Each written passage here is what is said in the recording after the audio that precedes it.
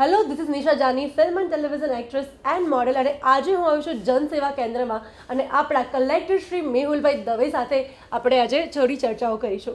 Sir, તો આપણે સામાન્ય જનતાને જણાવીએ કે જનસેવા કેન્દ્ર એ શું છે?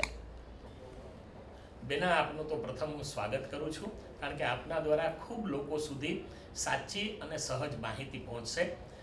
હું અત્યારે યાદ કરું છું, આજથી 24 વર્ષ પહેલાં જ્યારે આપણા માનનીય અને મનનીય વડાપ્રધાન નરેન્દ્રભાઈ મોદી સાહેબે અહીંયા મુખ્યમંત્રી તરીકે શપથ લીધા, ત્યારથી ગુજરાતની કાયાપલટ થઈ અને છેલ્લા 11 વર્ષથી એ જ્યારે ભારત વર્ષનું શાસન સંભાળી રહ્યા છે, ત્યારથી ભારત માતાને પરમ વૈભવના શિખર ઉપર પહોંચાડવા માટે અહર્નિશમ જાગરણીયમ લોકહિતમ મમ કરણીયમના એક એમણે જે આત્મસાત કર્યો છે મંત્ર, એને પૂર્ણતઃ કાર્યરત કરી રહ્યા છે.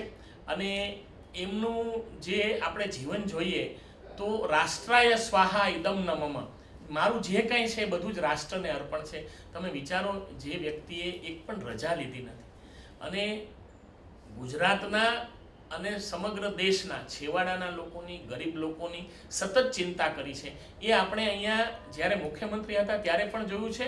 અને અહીંયા જે એમણે એક આખો નવો ચીલો ચાતરી અને વિકાસની એક વેગવાન અભિયાન ઉપાડ્યું હતું, એ આજે આખા દેશમાં જોઈ રહ્યા છે. હિન્દુસ્તાન એને આજે સાક્ષી બની રહ્યું છે. જેમ કે એ વખતથી આપણે જનસેવા કેન્દ્રનો વિચાર સાહેબે આપ્યો, અત્યારે તો એ પૂર્ણતઃ ખીલી રહી ગયો છે. જનસેવા કેન્દ્ર એટલે એક એવું કેન્દ્ર જ્યાં નાનામાં નાનો માણસ, ગરીબમાં ગરીબ માણસ આવી અને પોતાની કોઈ પણ સેવા હોય, 195 પ્રકારની સેવા છે. કોઈને 7/12ના દાખલા જતા હોય, કોઈને રેશન કાર્ડ કાઢવાનું હોય, કોઈને આધાર કાર્ડ કાઢવાનું હોય, કોઈને મા કાર્ડની વ્યવસ્થા જોતી હોય, આ બધી જ વ્યવસ્થા એક જ સ્થળેથી, એક જ જગ્યાએથી જન સુવિધા મળે એટલે જનસેવા કેન્દ્ર.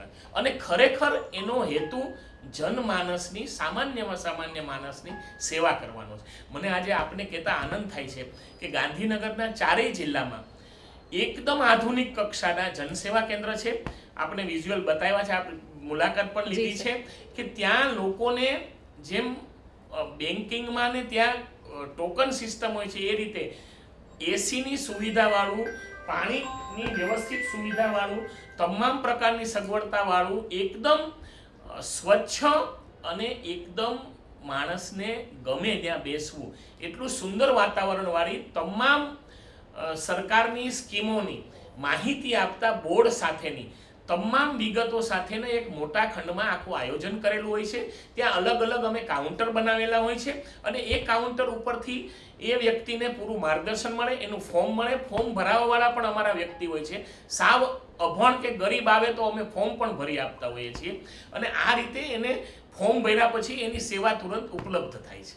એટલે જનસેવા કેન્દ્ર એ સામાન્ય જનમાનસને, ગરીબ માણસને કેન્દ્રમાં રાખી અને જે માનનીય મોદી સાહેબે વિચાર આપ્યો છે એનું મૂર્તિમંત સ્વરૂપ છે. જી સર.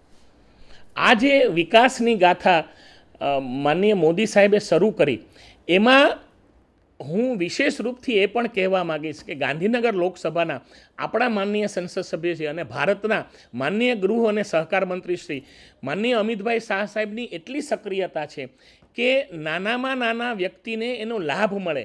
એ ગામડામાં જઈ સભા લઈ ગામડાના લોકોને મળીને પૂછે છે કે આ તમને મળી ગયો લાભ, અને અમે પણ તમામ યોજના એના સેચ્યુરેશન સુધી પૂરેપૂરી પહોંચે એ માટે સતત કાર્યશીલ છીએ. અને આ બાબતમાં અમને આપણા સાધક કક્ષાના મુખ્યમંત્રી આપણને મળેલા છે, જે સતત ગુજરાતના વિકાસની ચિંતા કરતા સતત કાર્યરત છે. એમનું સતત અમને માર્ગદર્શન અને પ્રેરણા મળે છે. અને આપને જણાવતા મને આનંદ થાય છે કે સમયાંતરે દર 15 દિવસે અમારે પણ તમામ રિપોર્ટિંગ ત્યાં કરવાનું હોય છે. એટલે એવું નથી કે માત્ર અમે જ કરીએ છીએ. આ અપ ટુ અને મુખ્યમંત્રીથી કક્ષાથી લઈ અને અપ ટુ તલાટી લેવલ સુધી તમામ યોજનાઓનું સમયાંતરે સુપરવિઝન થાય છે અને એનું સેચ્યુરેશન થયું કે નહીં એની સ્પષ્ટ મૂલવણી થાય છે. વિકાસ સપ્તાહ અંતર્ગત જનસેવાની આપણને માહિતી જે મળી આપણા સર સાથેથી, કલેક્ટર શ્રી મેહુલભાઈ દવે પાસેથી, એ બહુ જ પરફેક્ટ હતી અને હું આની સાક્ષી રહી ચૂકી છું કે બધા જ કામ બહુ જ સરસ રીતે થાય છે.